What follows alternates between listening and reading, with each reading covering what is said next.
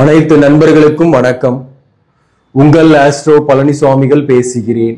இந்த காணொளியில கன்னி ராசியாக இருக்கீங்க அல்லது கன்னி லக்னத்தில் பிறந்திருந்தாலும் சரி, தீராத காதலும் மோகமும் என்ற தலைப்புல இந்த வீடியோல சில விஷயங்களை பார்க்க போறோம். குறிப்பா கன்னி ராசி கன்னி லக்னத்துல பிறந்தவங்களுடைய காதல், தாம்பத்திய வாழ்க்கை மற்றும் எந்தெந்த ராசியோட சேரலாம், இப்போ இந்த வீடியோல எந்தெந்த ராசியோட கன்னி ராசிக்காரங்க சேரலாம் என்பதை பற்றி இந்த பதிவில் பார்க்க போறோம். இப்போ இந்த கன்னி லக்னம் கன்னி ராசி என்பது புதனுடைய ஆட்சி வீடு. கன்னி லக்னம் கன்னி ராசியில பிறந்தவங்க பார்த்தீங்கன்னாக்க பொதுவாகவே காதலிக்கக்கூடியவர்களாகவே இருப்பாங்க. அவங்க எதையும் நேசிக்கக்கூடியவர்கள், அழகை ரசிக்கக்கூடியவர்கள், அதே போல தன்னை சுத்தமாகவும் வச்சுக்குவாங்க, புத்திசாலியாக செயல்படுவாங்க, மேலும் கலைகளின் மேல் ஆர்வம் இருக்கும். இவர்களை சுற்றி நண்பர்கள் நிறைய பேர் இருப்பாங்க. காதலும் இவர்களுடைய வாழ்க்கையில தொடர்ந்து வந்துகிட்டு தான் இருக்கும். இப்போ காலபுருஷ தத்துவத்தின் 6ஆம் பாவகம் என்பது கன்னி. இங்க உத்திரம் நட்சத்திரம், அஸ்தம் நட்சத்திரம், சித்திரை நட்சத்திரம் இருக்கும். இந்த நட்சத்திரத்தில் பிறந்தவர்கள் கன்னி ராசி. சப்போஸ் நீங்க கன்னி லக்னமாக இருந்தாக லக்ன புள்ளி இந்த நட்சத்திரத்தில் ஏதாவது ஒண்ணுத்துல இருக்கும். இப்ப பாத்தீங்கன்னாக்க ஒருத்தருடைய ஜாதகத்துல லக்னத்துல, அது எந்த லக்னமா இருந்தாலும் எடுத்துக்கலாம், லக்னத்துல சனி அல்லது 7ஆம் இடத்துல சனி இருக்கு அப்படின்னாக்க, அல்லது சனி பார்வையில 7ஆம் இடம் இருக்குன்னாக்க, குறிப்பா இந்த கன்னி லக்னத்துல பிறந்தவங்களுக்கு வேற ஒரு கேசட்ல மேரேஜ் பண்றது, மாற்று மொழி பேசக்கூடியவர்கள், வேற்று மதத்தினர், இன்டர் கேசட் மேரேஜ், இவர்களுக்கு வரக்கூடிய வாழ்க்கை துணைவை இவர்களுடைய தகுதியை விட சற்று குறைவாக இருக்கும். கன்னி லக்னமாக இருக்கீங்கன்னாக்க மேக்சிமம் பாத்தீங்கன்னா இன்டர் கேஸ்ட் மேரேஜ் ஆகிறதுக்கு நிறைய வாய்ப்புகள் உண்டு. சரி, இப்போ காதல், இந்த கன்னி லக்னத்தில் பிறந்தவங்களுக்கு அல்லது கன்னி ராசியில நீங்க பிறந்திருக்கீங்கன்னாக்க உங்களுடைய காதல்லாம் சக்சஸ் ஆகுமா? காதல் வருது, சக்சஸ் ஆகுமா? சக்சஸ் ஆன பின்னாடி நல்லா இருக்குமா அப்படின்னாக்க, ஒரு பொது பலனா சொல்லணும்னாக்க இந்த லக்னத்துக்கு 5ஆம் அதிபதியாக வரக்கூடியவர் சனி.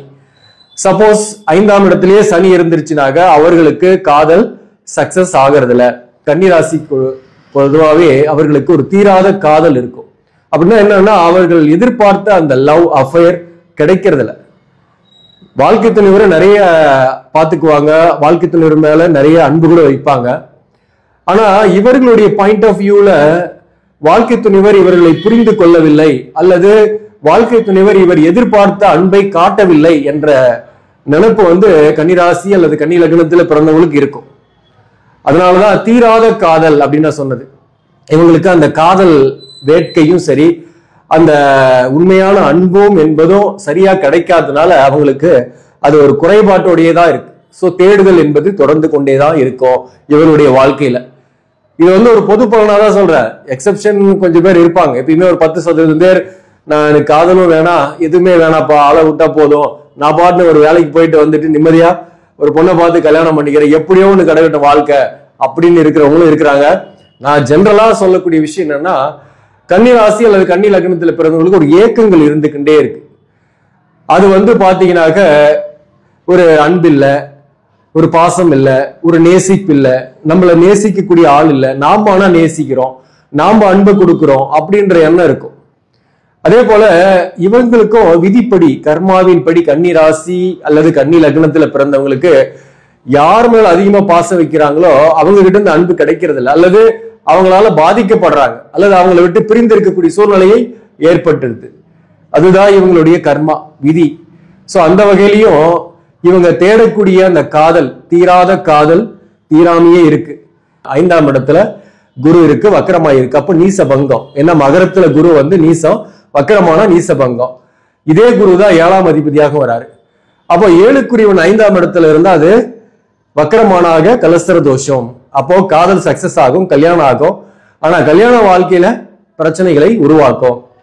அதே போல 9ஆம் பாவகத்தையும் நாம பார்க்கணும், பாக்கியஸ்தானம். இந்த 7ஆம் பாவகம், 9ஆம் பாவகம், 12ஆம் பாவகம், இவங்க காதலிக்கிறாங்க, கல்யாணம் பண்ணிடுறாங்க அப்படின்னு வச்சுக்கோங்க. குரு இருக்கு, அல்லது சுக்கிரன் வச்சுக்கலாம். சுக்கிரன் பாக்கியாதிபதி, 9ஆம் அதிபதி, இங்க 5ஆம் இடத்துல இருக்கு. அவங்களுக்கு கல்யாணம் ஆகும், காதல் கல்யாணமே கூட ஆகிறதுக்கு வாய்ப்புகள் உண்டு. 9ஆம் இடத்துல சனி இருக்குன்னு வச்சுங்களேன். 9ஆம் இடத்துல சனி இருந்து 5ஆம் இடத்துல சுக்கிரன் இருக்குன்னாக பரிவர்த்தனை யோகம் இது. அந்த வகையில திருமண வாழ்க்கை நல்லா இருக்குமா அப்படின்னாக்க மேக்சிமம் இந்த குரு கெடாம இருந்து 7ஆம் இடத்துக்கு வேற அசுப பார்வைகள் இல்லாம இருந்து அவங்க லைஃப் ஓரளவுக்கு நல்லாவே இருக்கும். ஏன்னா 5, 9ஆம் பாவாதிபதிகள் பரிவர்த்தனை செய்யும் போது அவங்க லைஃப் ஓரளவுக்கு மேனேஜபிளா தான் போகும், பிரியக்கூடிய வாய்ப்பு இல்லை. ஆனா 7ஆம் அதிபதி கெடக்கூடாது. அதே போல 12ஆம் இடத்துல சூரியனோ செவ்வாயோ இருக்கக்கூடாது. லக்னம்னு வச்சுங்க, கன்னி லக்னத்துக்கு 12ல சூரியன் ஆட்சி பெறுவாரு. ஏன்னா இங்க வந்து சிம்மம் சூரியனோட வீடு, இந்த இடத்துல சூரியன் இருந்துட்டாக ஆட்சி. அப்போ சூரியன் இருந்துட்டாலையும் தாம்பத்திய வாழ்க்கை இல்லாம தனித்தே இருக்கிற மாதிரி இருக்கும். கல்யாணம் பண்ணியிருப்பாங்க, ஆனாலும் வாழ்க்கை துணைவர் ஒரு பக்கமும் இவர் ஒரு பக்கமும் வாழக்கூடிய சூழ்நிலை இவருக்கு இருந்துகிட்டே இருக்கும். அப்போ இவங்க தேடக்கூடிய அந்த காதல் கிடைக்காம தான் இருக்கும், மோகமும் கிடைக்காம தான் இருக்கும், தாம்பத்திய சுகமும் இல்லாம தான் இருக்கும். ஏன்னா 12ல சூரியன் இருந்தாங்க, செவ்வாய் இருந்தாங்க, அதே மாதிரிதான் திருமண வாழ்க்கையில ஆயிடும், பிரிய மாட்டாங்க. ஆனா தொழில் காரணமாவது பிரிஞ்சு ஒரு அந்த லவ் அண்டு அந்த தாம்பத்திய சுகம் என்பது கிடைக்காமே இருக்கிற மாதிரி வாழ்க்கை போயிட்டு இருக்கும். சோ அப்போ நம்ம ஒரு ஜாதகத்துல திருமண பொருத்தம் பார்க்கும் போது 5ஆம் பாவகம், 7ஆம் பாவகம், 9ஆம் பாவகம், 12ஆம் பாவகம் இந்த கிரகங்களும் கரெக்டா இருக்கா, இந்த இடத்துல பாவ கிரகத்தோட தொடர்புகள் இருக்கா என்பதையெல்லாம் தெரிந்து கொண்டு திருமண பொருத்தம் பார்க்கறது நல்லது. இதுதான் ஜாதகம் பார்க்கணும், வெறும் ராசி நட்சத்திரத்துல மட்டுமே திருமண பொருத்தம் கிடையாதுன்னு சொன்னேன். அது வந்து பார்க்கணும், அதுல பேசிக்கான விஷயம் பார்க்க வேண்டியது இருக்கு. நட்சத்திர பொருத்தம், ரஜ்ஜி பொருத்தம் முக்கியம், ராசி பொருத்தம், ராசி அதிபதி பொருத்தம், இதுல இருந்து ஒரு சில விஷயத்தை நம்ம தெரிஞ்சுக்கலாம். பேசிக், அதாவது பொருத்தமா இருக்குமா, இவங்க 2 பேருடைய மனசும் பொருந்துமா, ஒரு கான்ட்ரவர்சியல் வருமா, ஈகோ வருமா, இல்ல ஏதாவது ஒரு பிரச்சனை வருமான்றது இந்த ராசி பொருத்தம், ராசி அதிபதி பொருத்தம் வச்சு கண்டுபிடிக்கலாம். இந்த ரஜ்ஜி பொருத்தம் இருக்கிறத வச்சு மாங்கல்யம் நிலைக்குமா அப்படின்ற விஷயத்த நம்ம தெரிஞ்சுக்கலாம். காதல் சக்சஸ் ஆகுமா ஆகாதா அப்படின்னா ஒரு ஜெனரலா சொல்லணும்னாக்க அவங்களுடைய ஜாதகத்தில் இருக்கக்கூடிய அந்த பாவகத்தை பொறுத்து, 5ஆம் அதிபதி எப்படி இருக்காரு, 5ஆம் இடத்துல என்ன கிரகம் இருக்கு என்பதை பொறுத்து. இப்போ வந்து கன்னி லக்னம், கன்னி ராசியில பிறந்தவர்களுக்கு உபய ராசி இது, அதனால பாத்தீங்கன்னா ஒரு ஆக்சிலேஷன் இருந்துகிட்டே இருக்கும். பொதுவாக ஒரு சலனம் இருக்கும், எதிர்ப்பாளினர் மேல ஒரு சலனம் இருந்து கொண்டே இருக்கும். ஆஃப்டர் த மேரேஜுக்கு பின்னாடி கூட இந்த மாதிரியான ஏற்படக்கூடிய வாய்ப்புகள் இவர்களுக்கு உண்டு, அதுதான் நான் சொல்ல வரேன். மேலும் இப்ப இந்த அப்படியே காதல் வருது, பேசிக்கிட்டு இருக்கிறாங்க, இவங்க நிறைய ஹெல்ப் பண்றாங்க, நிறைய அன்பு காட்டுறாங்க அப்படின்னாக தாம்பத்திய வாழ்க்கையில சந்தோஷமா இருந்துடுறாங்களான்னா அப்படி ஒண்ணும் கிடையாதுன்னு தான் சொல்ல முடியும். அதாவது இவர்களுக்கு பொறுத்தவரையில் ஒரு அளவான தாம்பத்தியம், ஒரு குறைபாடு உள்ள தாம்பத்தியம் தான் இவங்களுக்கு கிடைக்குது. அதுக்கு காரணம் வந்து ராசிக்கு 12 அல்லது லக்னத்துக்கு 12க்குரியவன் சூரியன், அதாவது சிம்மம். அதனால அளவான காமம் அல்லது ஒரு ஆவரேஜுக்கு பிலோ ஆவரேஜுக்கு கீழே தான் இவங்களுக்கு அந்த தாம்பத்திய வாழ்க்கையில சந்தோஷமா இருக்கிறதே. மேக்சிமம் கொஞ்சம் தனித்தே இருக்கிற மாதிரி இருப்பாங்க. சண்டையே போலனா கூட ஒரே வீட்டுல இருந்தா கூட தனித்தனி ரூம்ல தான் இருப்பாங்க, ஒரு ஒன்னா இருக்கிற மாதிரியான சூழ்நிலை இருக்காது. அல்லது தொழில் விஷயத்துல அதிக கான்சென்ட்ரேஷன் பண்ணிட்டு இருப்பாங்க, தொழில் செய்யக்கூடிய இடம் வேற இடமா இருக்கணும், குடும்ப இருக்கிற இடம் ஒரு இடமா இருக்கும், அதனால கொஞ்சம் பிரிஞ்சு கூட இருப்பாங்க. சோ அந்த மாதிரி தாம்பத்திய சுகமும் இருக்கிறது இல்ல. அதே போல இதுல எக்ஸப்ஷனும் இருப்பாங்க, நான் சொல்லியிருக்கிறேன். சப்போஸ் வந்து பாத்தீங்கன்னாக்க இந்த 12ஆம் பாவகத்துல சூரியன் இல்ல, செவ்வாய் இல்ல, அங்க வந்து சுக்கிரன் இருக்கு அல்லது புதன் இருக்கு அல்லது ராகு இருக்குன்னா பிரச்சனை கிடையாது, அவங்களுக்கு அந்த தாம்பத்திய வாழ்க்கையில கொஞ்சம் பெட்டராகவே இருப்பாங்க, ஃபீல் பண்ணுவாங்க. சரி, இங்க சூரியன் இருந்து குரு பார்வையில் இருந்தாலையும் ஒன்றும் ப்ராப்ளம் இல்லை, ஒரு ஆவரேஜா இருப்பாங்க, ஒன்றும் பிரச்சனை கிடையாது. இந்த மாதிரி பாத்தீங்கன்னாக்க ஒரு எக்ஸப்ஷன் அவங்க ஜாதகத்திலேயே இருக்கும், அதையும் நாம பாத்துக்கணும். பொதுவாகவே பாத்தீங்கன்னாக்க கன்னி லக்னம், கன்னி ராசியில பிறந்தவங்களுக்கு இருதாரம் எப்படி ஏற்படுதுன்னா இது மாதிரிதான், இவங்க எக்ஸ்பெக்டேஷன் பண்றது கிடைக்கிறது இல்ல. மேலும் இவங்க பொதுவாகவே நேசிக்கக்கூடியவர்கள், ஃபேண்டசி வேர்ல்டுல இருக்கக்கூடியவர்கள். சொல்ல போனாக்க நிறைய கதைகள், கற்பனைகள் இவங்க கிட்ட இருக்கும். அந்த மாதிரி ஒரு காதல் வரணும், அந்த மாதிரி ஒரு பெண் அமையணும் அப்படின்னு, அல்லது அந்த மாதிரி ஒரு கணவர் அமையணும்னு எதிர்பார்க்கறது இவங்க ஏதோ ஒரு வகையில சந்திக்கிறாங்கன்னாக்க திடீர்னு அஃபேர்ல விழுவாங்க. பட் அதோட பின்னாடி போகும்போது அதுல பாதிக்கப்படவும் செய்யறாங்க அப்படின்றத நான் முக்கியமா சொல்ல வரேன். அடுத்தது இந்த கன்னி ராசி பொறுத்தவரையிலும் பிறந்திருக்கீங்கன்னா எந்த ராசியோட சேரலாம், கிளியர் கட்டா. ஏன்னா சேராத ராசி எல்லாம் சொல்லியிருக்கிறேன், இந்த ராசி மட்டும் சொல்ற. ராசி வந்து பாத்தீங்கன்னா ரிஷப ராசி கிளியர் கட்டா சேரலாம், பெஸ்டாவே இருக்கும். ஏன்னா கன்னி ராசின்றது ஒரு நிலம் ராசி, ரிஷபமும் நிலம் ராசி தான். ராசி அதிபதி கன்னிக்கு புதன், ரிஷபத்துக்கு வந்து சுக்கிரன், சுக்கிரனும் புதனும் நட்பு கிரகம். அதனால ஒரு ஒற்றுமை இருக்கும், ஒருவருக்கு ஒருவர் விட்டு கொடுத்து போவாங்க, ஒரு அந்நியோனி இருக்கும். எதிர்பார்க்கிற அந்த காதலும் ஈர்ப்பும் ஓரளவுக்கு அது கிடைக்கும். இது வந்து ஒரு பொது பலனா சொல்றேன். அடுத்தது மிதுனம். மிதுனம் என்பது பாத்தீங்கன்னாக்க புதன் தான் ஆட்சி வீடு, கன்னிக்கும் புதன் தான். அப்ப ராசி அதிபதி பொறுத்து இருக்கு. மிதுனம் என்பது ஆனா காற்று ராசி, இது கன்னி என்பது வந்து நிலம் ராசி. இந்த தத்துவம் அதாவது நிலம் காற்று இது வந்து தத்துவத்தில் வேறுபடுறதுனால கொஞ்சம் மிஸ் அண்டர்ஸ்டாண்டிங்லாம் வரும். சப்போஸ் மிதுனத்தை கல்யாணம் பண்றாங்க கன்னிராசிக்காரங்கன்னா ஒரு ஆவரேஜான பொருத்தம் தான் இருக்கும். தத்துவம் வேறுபடுறதுனால கொஞ்சம் பாத்தீங்கன்னா மிஸ் அண்டர்ஸ்டாண்டிங்லாம் அப்பப்போ வந்துகிட்டே தான் இருக்கும். இதுக்கு ஜாதக பொறுத்து கரெக்டா இருந்துச்சுன்னா பெரிய அளவுக்கு பாதிப்பு இருக்காது. அடுத்தது கடகம். கடகம் என்பது நீர் ராசி, அதே போல கன்னி என்பது நிலம் ராசி. ராசியதிபதி பொருத்தம் வந்து இங்க வராது, ஆனா தத்துவம் வந்து பொருந்தும். அதாவது நிலம் ராசி நீர் ராசி இருக்கும், ஏற்கனவே நம்ம சொல்லி இருக்கிறோம். அந்த வகையில வந்து பாத்தீங்கன்னாக்க கடகத்துக்கு கன்னியையும் கன்னிக்கு வந்து கடகத்தையும் ஒரு ஈர்ப்பு இருக்கும், பார்த்தாங்கன்னாக்க செட் ஆகும். ஆனா ஒரு கான்ட்ரவர்சியில் இருந்துகிட்டே இருக்கும். ஹெல்த் இஷ்யூஸ்ல ஏதோ ஒரு காரணத்தினால தாம்பத்திய சுகம் பெருசா கிடைக்காத மாதிரி கொஞ்சம் பிரிஞ்சே இருக்கிற மாதிரியான சூழ்நிலைகளும் கன்னிராசிக்கும் கடகராசிக்கும் சேர்ந்தாங்கன்னா ஏற்படுது. ஆனா பொருத்தம்னு பார்க்கும்போது ஒரு ஆவரேஜான பொருத்தம், அதாவது தத்துவத்தின் அடிப்படையில பொருத்தம் இருக்கு, ராசி அதிபதி பொருத்தம் இல்லை. அதாவது கடகத்துக்கு சந்திரன், கன்னிக்கு புதன், புதனும் சந்திரனும் ஆப்போசிட் கிரகங்கள், அப்போ அது சேர்க்கை வந்து சில கான்ட்ரவர்சியோட தான் இருக்கிற மாதிரி இருக்கும். அடுத்தது சிம்மம். இந்த சிம்மத்தை பொறுத்தவரையிலும் பாத்தீங்கன்னாக்க கன்னிக்கு வந்து தத்துவத்தின் அடிப்படையில டிஃப்ரெண்ட் தான். ஏன்னா சிம்மம் வந்து நெருப்பு ராசி, கன்னி வந்து நிலம் ராசி. இந்த தத்துவத்தின் அடிப்படையில் டிஃப்ரெண்ட் இருக்கு. ஆனா ராசி அதிபதி பொருத்தம் இருக்கும், நட்பு தான். சூரியனும் புதனும் நட்பு கிரகங்கள். அந்த வகையில வந்து பாத்தீங்கன்னாக்க ஒரு ஆவரேஜான பொருத்தம் இருக்கு அப்படின்றது நாம எடுத்துக்கலாம். ஒரு ஆவரேஜான பொருத்தம் இருக்கும். இதுவும் ஜாதக பொருத்தம் நல்லா இருந்துச்சுன்னா பிரச்சனை இல்லை, இல்லைன்னா சண்டை போட்டு கொஞ்சம் பிரிஞ்சு இருக்கிற மாதிரியான சூழ்நிலை எல்லாம் இருக்கும். குறிப்பா சிம்மராசி கன்னிராசிக்காரங்க கல்யாணம் பண்ணாங்கன்னா அவங்களுடைய டாமினேஷன் அதிகமா இருக்கும், கோவம் டென்ஷன் இருக்கும், இருவருக்குமே கோவம் டென்ஷன். அதனால சற்று பிரிந்து இருக்கக்கூடிய சூழ்நிலை எல்லாம் ஏற்படுத்திடும். தாம்பத்திய வாழ்க்கையில மகிழ்ச்சியற்ற சூழ்நிலையும் அவர்களுக்கு ஏற்படுது. அந்த தீராத மோகமும் தீராத காதலும் இருந்துகிட்டே இருக்கும் சிம்மராசி கல்யாணம் பண்ணும் போதும். சப்போஸ் ஜாதகத்துல பொருத்தங்கள்லாம் கரெக்டா இருக்கு, கிரகங்கள்லாம் நல்லா இருக்கு அப்படின்னாக்க கன்சிடர் பண்ணலாம்.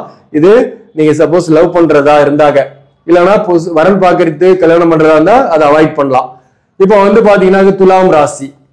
துலாம் ராசியை பொறுத்தவரையிலும் ராசி அதிபதி பொறுத்தம் இருக்கும். ஏன்னா துலாம் வந்து சுக்கிரன், கன்னி வந்து புதன், சுக்கிரனும் புதனும் நட்பு கிரகம்.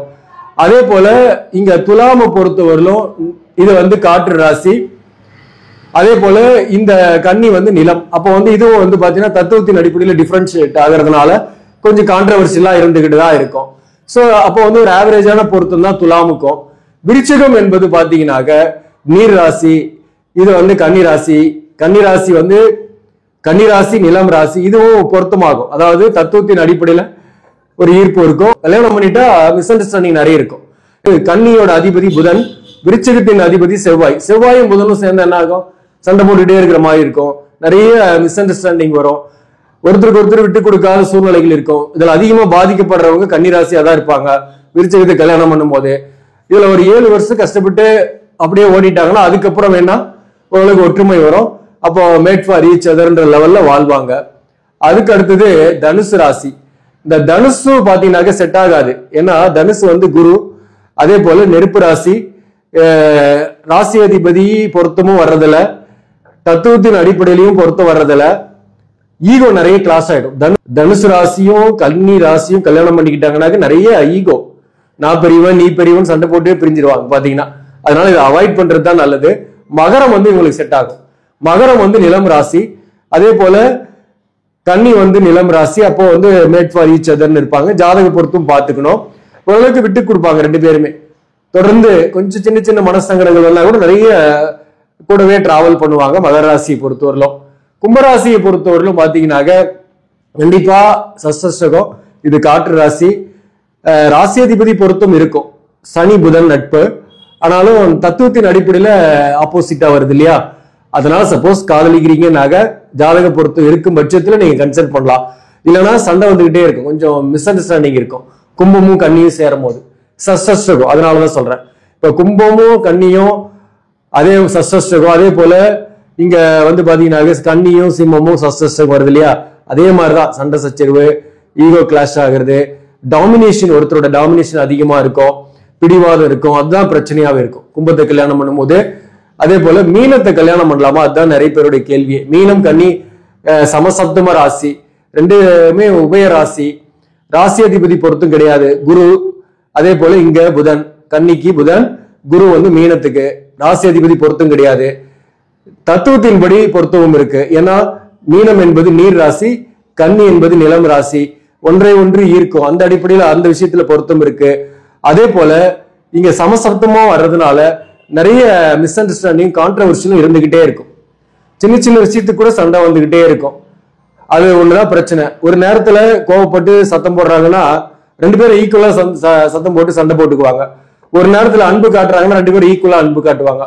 சோ அப்போ சண்டை வந்தாலையும் விட்டு கொடுக்காம ரெண்டு பேரும் இருப்பாங்க, அன்பு காட்டுறதா இருந்தாலும் விட்டு கொடுக்காம ரெண்டு பேருமே இருப்பாங்க. சோ இந்த சமசத்துவ ராசி அதுதான் வேண்டாம்னு சொல்றது. சப்போஸ் ஜாதகத்துல எந்த பிரச்சனையும் இல்ல, பொருத்தம் இருக்குன்னாக கன்சிடர் பண்ணலாம். நீங்க லவ் பண்றதா இருந்தாங்க கம்பல்சரி மேச ராசியை தவிர்க்கணும். இதுவும் சஷ்டகம்.